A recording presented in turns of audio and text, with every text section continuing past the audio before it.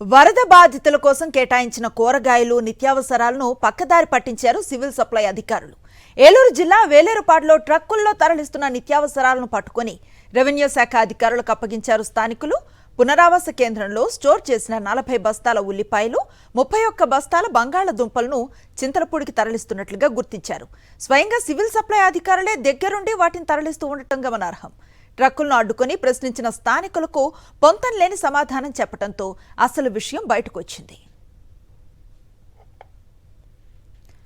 ఇదే అంశానికి సంబంధించిన పూర్తి సమాచారాన్ని అందిస్తారు మా కరెస్పాండెంట్ పోతురాజు.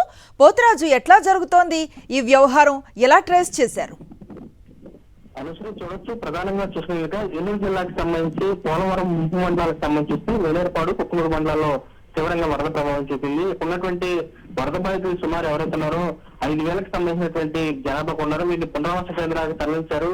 అయినా కానీ తరలించినటువంటి వారు కూడా ఏదైతే నిత్యావసర వస్తువులు కానీ ఇలాంటి వాటిలో కూడా అధికారులు నిర్లక్ష్యం వహించారు. ప్రధానంగా చూసిన కనుక వరద సాయం అందరికీ ఇబ్బందులు పడుతున్న వారికి కూడా మరోవైపు అధికారులకు సంబంధించినటువంటి చేతివాటం కూడా పూర్తిగా ఆగ్రహం వ్యక్తం చేస్తుందని చెప్పొచ్చు. ప్రధానంగా చూసుకుంటే వేలేరుపాడు మండల కేంద్రంలో ఉన్నటువంటి శివకాశీపురం ఆశ్రమ పాఠశాలలో కూడా పునరావాస కేంద్రం సూచనలో ఉన్నటువంటి వారి కోసం స్టోర్ చేసినటువంటి 40 బస్తాలకు సంబంధించినటువంటి ఉల్లిపాయలు కానీ బంగాళదుంపలు కానీ ఇవి కూడా వాటిని కూడా అక్రమ మార్గం కూడా అధికార యంత్రాంగం చూస్తే కాక చింతపూడికి సంబంధించినటువంటి ఆ ఏరియా కూడా తరలించేందుకు అశోక్ లేలాండ్ దోస్త్ వాహనం సంబంధించి అందులో లోడ్ చేసి తరలిస్తుండగా మేడేపల్లి వద్ద కూడా అక్కడ ఉన్నటువంటి గ్రామస్తులు కూడా అడ్డుకున్నారు. వీటికి సంబంధించి ఎక్కడ తరలిస్తున్నారని చెప్పి ఆటోలో ఉన్నటువంటి వాటి కూడా సివిల్ సప్లైకి సంబంధించినటువంటి డిప్యూటీ తహసీల్దార్ మరియు జనరల్ ఉన్నటువంటి నాయక్ గాని నారాయణ బాబు మరియు సురేంద్ర కుమార్ వీరు కూడా ఈ బస్తాలను కూడా తరలిస్తుండగా అక్కడటువంటి మేడపల్లి వద్ద గ్రామస్తులు కూడా వీరిని అడ్డగించి వారు కూడా ఈ ఎక్కడ తీసుకెళ్తారని ప్రశ్నించగా వారు చూస్తే కనుక సరైన సమాధానం చెప్పవడం కూడా స్థానికులంతా కూడా పొంతం లేని సమాధానం చెప్పడం కూడా వారు కూడా ఆగ్రహం వ్యక్తం చేశారు.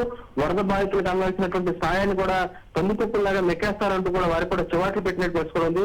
రెవెన్యూకి సంబంధించినటువంటి అధికారులకు సమాచారం ఇవ్వడంతో పాటు అక్కడ ఉన్నటువంటి ఎవరైతే వీరికి సంబంధించిన తరలిసినటువంటి వెహికల్ లో ఉన్నటువంటి సామాను కూడా వీటిని కూడా అక్కడ ఉన్నటువంటి రెవెన్యూ ఆటోలు కూడా రెవెన్యూ కార్యాలయానికి తరలిసినటువంటి బస్సు కూడా ఉందని. Right, thank you Poturaju.